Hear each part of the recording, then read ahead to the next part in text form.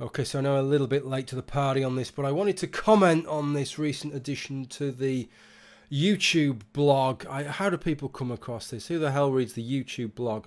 But on the YouTube blog, YouTube had commented on how they plan to tackle extremism online with a series of steps they've outlined, which I think people are a little bit alarmed that they sound somewhat open-ended. So what I tried to do is I thought, let's go and have a look at this blog and decide for myself. I have some sympathy with YouTube in that I understand that YouTube are in a situation where they need to do something about extremism, genuine extremism. And I think that, you know, it's kind of interesting because I think you will find some people that will take the hardest line out there on what they see as free speech issues, but at the same time take a very, very hard line with the business of terrorism and extremists and that kind of extremist speech that goes along with it, and would expect YouTube to do something about that. So it kind of places, I accept that it places Google, YouTube in a little bit of a difficult, precarious position in that they have to do something on the one hand, and on the other hand, probably whatever they do is going to attract some criticism, in some cases from the same people that would be expecting them to do something in the first place. Nevertheless, I have had a read to what they have to say, and I have some concerns with what they have to say. Let me read the two key paragraphs, or parts of the two key paragraphs, and I think the bits that I object to are the bits that most people are objecting to. These are the bits. Tougher standards. We'll soon be applying tougher treatment to videos that aren't illegal but have been flagged by users as potential violations of our policies on hate speech and violent extremism. That sounds absolutely reasonable. If it is violating their terms of their policies, then that's one thing. Then it goes on. If we find that these videos don't violate our policies but contain controversial religious or supremacist content, they will be placed in a limited state. So now we're going beyond that and saying now there are some things which are going to be so despicable, in our view, Google, YouTube's view, so despicable, so terrible, that we'll have to do something about them, even though for some reason they don't contravene their policies, which makes you wonder why they're not contravening their policies in the first place. Okay, that is a little bit of a flag there, I think. The video will remain on YouTube behind an interstitial, which that's not grammatic. I think that should say an interstice. Won't be recommended, won't be monetized, and won't have key features including comments, suggested videos and likes. Just before I get on to the concerns I have here, can I just say the one thing that I'm actually glad about is that if all this happens, that if your videos are placed in this kind of state, that they will... I'm actually glad about the fact that you won't be able to like the video and you won't have comments on the video. And the reason is that my biggest fear with most of this is that Google YouTube tends to do things surreptitiously. Right, I mean, the whole business of recommended videos and the algorithm and the concerns that people have that it might be pushing people unreasonably towards some things rather than others, and nobody really knows what the rules are or why things happen the way they do. At least with this, right, at least with this suggestion, if your material is deemed as so disgusting that they have to take this step, at least you'll know it has happened, which is at least something. It's a little bit less Big Brother-esque, the fact that at least you'll have some inkling that it's happened. Otherwise you just wouldn't know. You wouldn't know that it wasn't showing up in search results necessarily. You wouldn't know that it's not featuring on people's recommended bars, etc.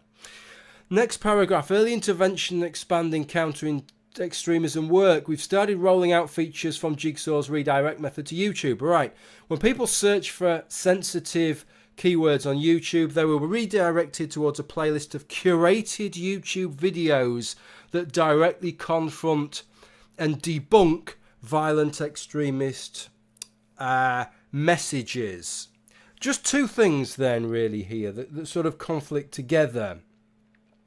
Violent extremist messages. Violent extremist messages, one would assume, are already covered by the policies, by YouTube's policies. They would already violate YouTube's policies.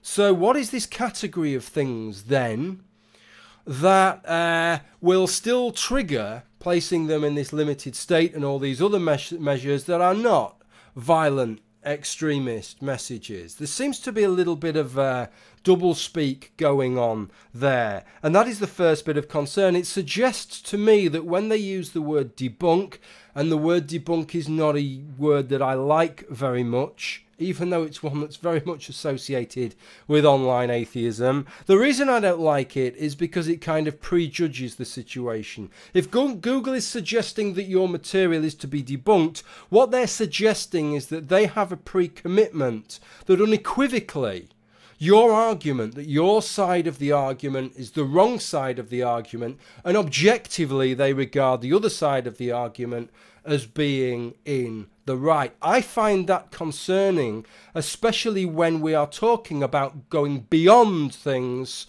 which are violent extremism, because violent extremism is already covered by the policies and would be a policy violation.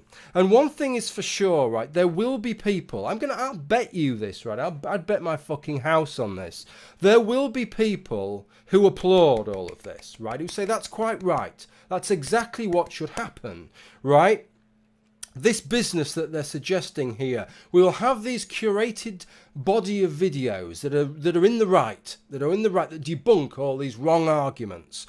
And if you go searching for these wrong arguments, we will redirect you to these debunking videos. I'll bet my house that not one person who thinks that is a good idea thinks that their arguments are the arguments that are going to be debunked. Because they're not, are they? And that's why this is a marvellous, in some ways this is a marvellous, it's good. It's good that Google's going to do this. It's good that they're going to push all these people that are searching for the wrong arguments, that Google is going to push them to the right arguments. And why is it good?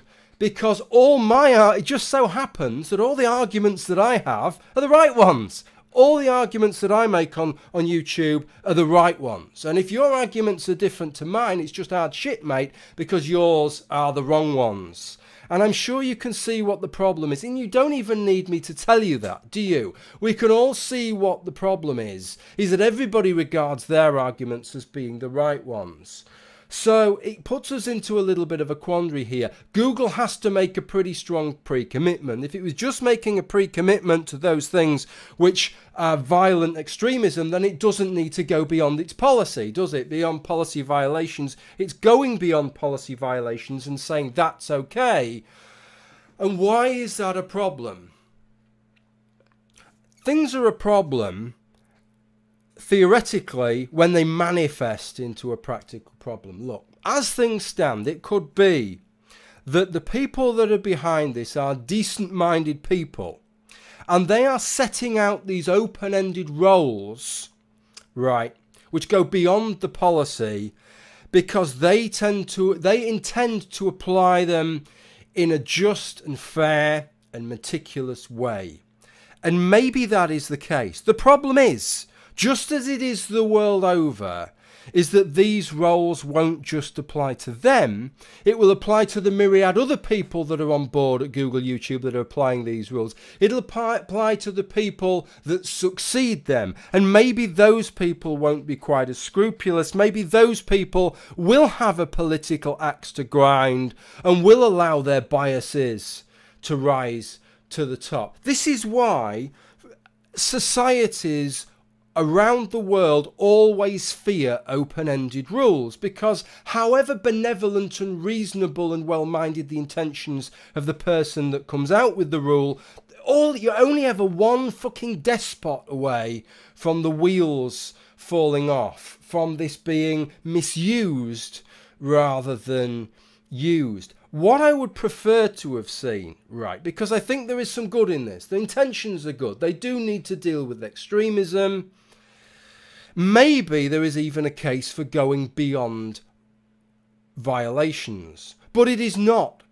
It is not to have a body of curated videos, and if you search for something which Google regards in its infinite omniscient wisdom as objectively wrong, all you will get to see is those curated videos. How about this?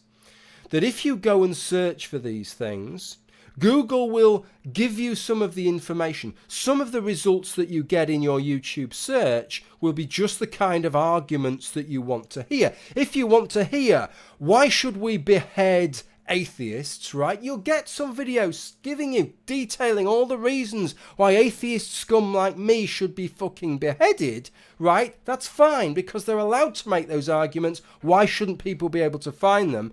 But interspersed between those would be some of these curated videos, so that it's pushing both sides of the argument. When you search, you're not just going to get the side of your argument that plays to your preconceptions, but you will also get to see the other side of the argument as well.